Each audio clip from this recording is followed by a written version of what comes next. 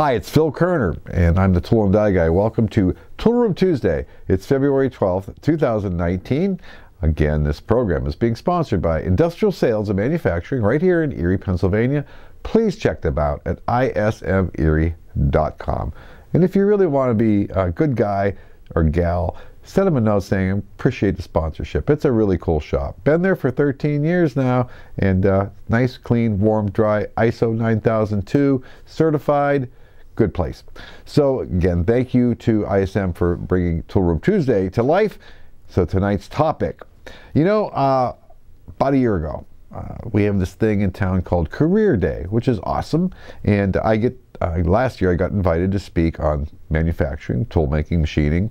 And the way it works, they bring us to this local high school, and they kind of put us in for an informal luncheon, cheese and crackers, things like that. And then they split us off to go talk to these kids who might be interested in hairdressing, auto body, machining. Well, they put me together with some other gentlemen, which was fairly interesting. So the one guy was from a welding school. I didn't realize that was a problem, but that will come in a minute. And then the other two guys are like PhDs from this big corporation in Erie, mechanical engineering PhDs, brainy guys, right? Well, that was interesting enough, but the room we got was the auditorium. So this auditorium sits like 1,000 kids, and I had 20 kids in front of me, and they put us up on the stage. It was horrible. It was a really bad venue. Now, you guys know me. I'm not afraid to get in front of the camera, go on the radio, go on TV, talk to people about the trade. I love it. But it was really awkward because I've got this tiny little group of people down here, no microphones. It wasn't that good to start with. The venue was weird. The two PhDs were, they were kind of up there, right? They were very smooth and talking about engineering. They were good, but that was awkward a little bit for whatever reason. Because I know I'm the one that has to build their stuff every day, and you're not that good. And then finally, the welding guy. Oy vey. So this guy is the first to speak. Now, I'm naive, right? I don't realize this guy's from a local technical school that charges a lot, one of those $20,000 a year programs. So he gets up there on the stage, and the first thing he says is, who here wants to make $200,000 a year? Well, hell, I raised my hand.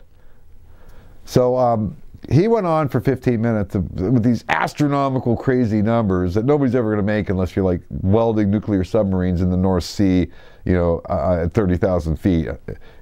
Come on. So they came up this year, and they said, hey, it's time for us to do this again. And I said, I'm not doing it again. I won't subject myself to that craziness. It was just a bad deal for me. I didn't like it. I was very uncomfortable. So they brought the principal to work to talk to me, and I told him exactly what my problem was. The guy from the welding school was overselling it, the trade. The two PhDs were on another planet, and the stage. So there's a benefit to being the tool and die guy. They gave me my own room. Just me. So Career Day this year, hopefully I might even record it, me and 20 kids talking about the trade. So there you go. That's it from Erie, Pennsylvania. Let's talk about some vintage cool stuff to look at. So first up tonight is this set of Brown & Sharp number 577 verniers. And I call these verniers because they actually have a vernier scale on. I think sometimes we call everything verniers when they're calipers, but these are verniers. Now check this out. Let's see, what do we go to here? 7 inches English, but look at the bottom. They also read in metric. Well, that's very interesting. A dual-sided set of calipers now, or verniers. Now, what we do now is have the digital ones. You can just switch them with a press of a button to English and metric, right? And I don't know about you guys, and I know I'll get some grief from you guys in Australia and Canada, but for those of us in America, 99.9% of the work I do is in English, okay? And occasionally I get a print, though, that's in metric, and of course my machine only runs in English, so I have to convert everything, which is fine. And then I take it to the QC department, and they give me the report back in metric. Then I have to reconvert everything back. So for you QC guys out there, when you tell me I'm 0.08 millimeters off, that means nothing to me, because I have to take that dimension and figure it out, do the conversion, so I can move it but in English in the machine. Does that make sense? So anyways, this is a very cool set of verniers. Then for those of you guys who haven't read verniers in a while, it always takes me a minute again to kind of get into the habit of reading that scale up here. Okay, it's really interesting to do. It's kind of slow, but interesting set of verniers, wouldn't you say? Again, English on the top, metric on the bottom. And perhaps a lot of you guys use these every day. I know I don't. So that's the Brown & Sharpe, number 577. Moving along. Next up is this number 269A Starett taper gauge. Now let's take a look at this. See if I can, let's turn it around and get the number on it. Number 269A taper gauge. Now let's look at this. What do you think you use this for? Well, it looks like you use it to check tapered holes, right? Nope. So what you do is you stick this. You can stick these different blades into any hole without a countersink on it. It's going to be sharp at the top, and it's incredibly accurate. It checks dimensions from 1/100,000ths to ½ an inch, pretty close, and very close actually, as long as there's not a chamfer. So you just stick it in the hole until it goes down so far, and you just read what it says. And if it says 220, it's 220 thousandths. And you know what? I've checked this a couple of different ways, and it is extremely, extremely accurate. So these hairs aren't mine. Those are from my drafting brush. Remember this thing? Where is it? My old drafting brush. So I brush off my table once in a while. Sorry about that. So anyways, this is a taper gauge, and very cool piece. Again, obviously your hole has to be quite deep if you're, it's going to be a through hole. If it's a shallow hole, you can't use these. But back in the day, now these are probably, this set here is probably at least 60 years old. These are my dad's. But you know what? You should buy a set of these on eBay and walk around the shop and see if anybody can identify what they are, because nobody knows what these are. So again, 269A Starett taper gauge. You just push them in the hole and just read what the scale says on top. And amazingly accurate. Next up, drill gauges. Now, I'm not sure what the purpose of these were originally, and they still make this number 187 drill gauge. And I looked it up, and what I used to use this for was checking the diameter of tapered end mills. And I think on here I used to have the thickness written on here. It's like 79 thousandths thick or something like that. So what I would do is shove a tapered end mill through here, and depending on how far it stuck out, I would measure that, and then I could back calculate and get the tip diameter. So I've had this for many, many years because I was a mold maker, and there was a quick way for me to measure tapered end mills. Again, all I would do is grab a 1 degree end mill and find the hole that it went through, see how far it stuck out the other side, measure that length that it stuck out, and do the math to get it back to the, so if it was a 1 degree cutter and it stuck out 100 thousandths, 1 degree and 100 thousandths, let's say it was a 16th of an inch. I think that's I can't remember, guys, I'm sorry. It's been a long time since I've done that. But draft angle, so let's start over on that one. So next up is this Starett number 187 drill gauge. Now, it's an interesting thing with these drill gauges, because wouldn't you just think instead of using a drill gauge, you just use your micrometers or your calipers to just see what the diameter is?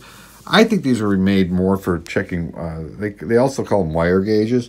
Well, the reason I own this is because back in the day as a mold maker, I used to have to measure tapered end mills. Well, how do you do that with a drill gauge? Well, all you would do is grab a 1 degree or 2 degree or 5 degree, whatever the end mill was, and find the hole that it fit through, and it stuck out the other side.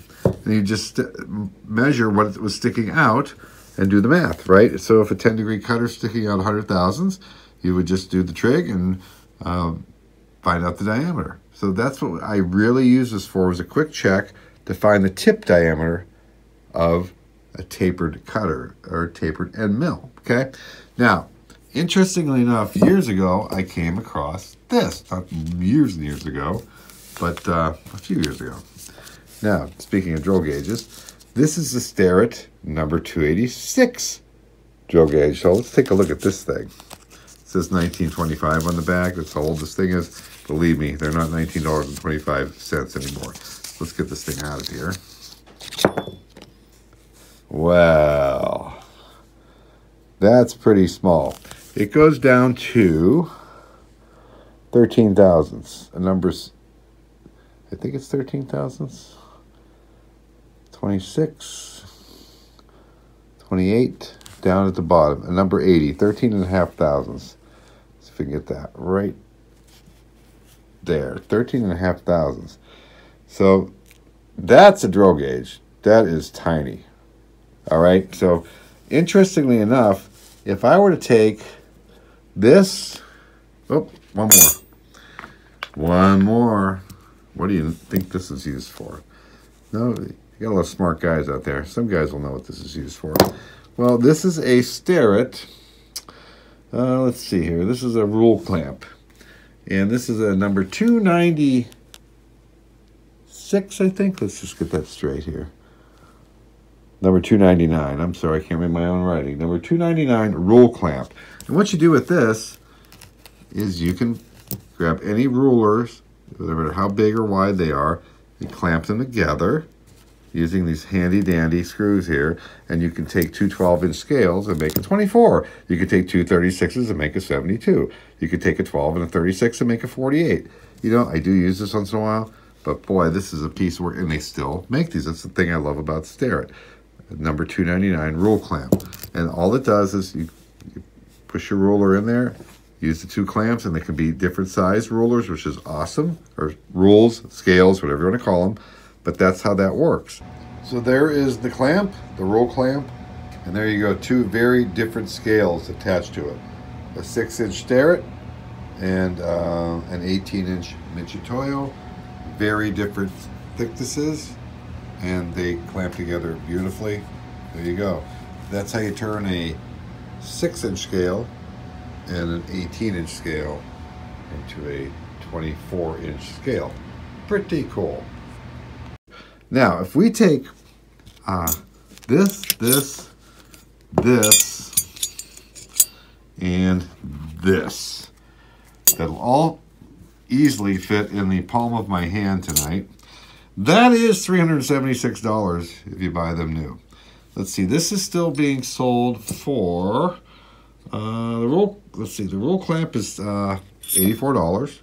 Love it, they still make it. This little gauge here, which one is this one? The number 288 is 71. Oh, this is 286. 286.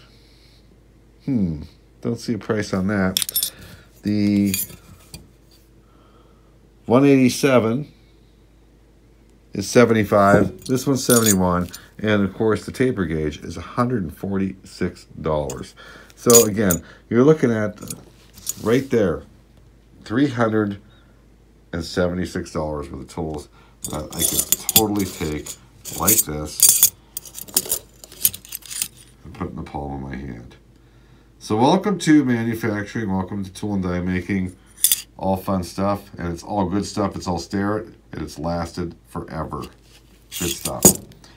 So there you go, this week's pile of stuff. So that's it from here. I hope you enjoyed that. Again, sponsored by ismerie.com. Please check them out. And again, from me to them, thank you for keeping the trade alive. Thank you for your investment in talking about the trade.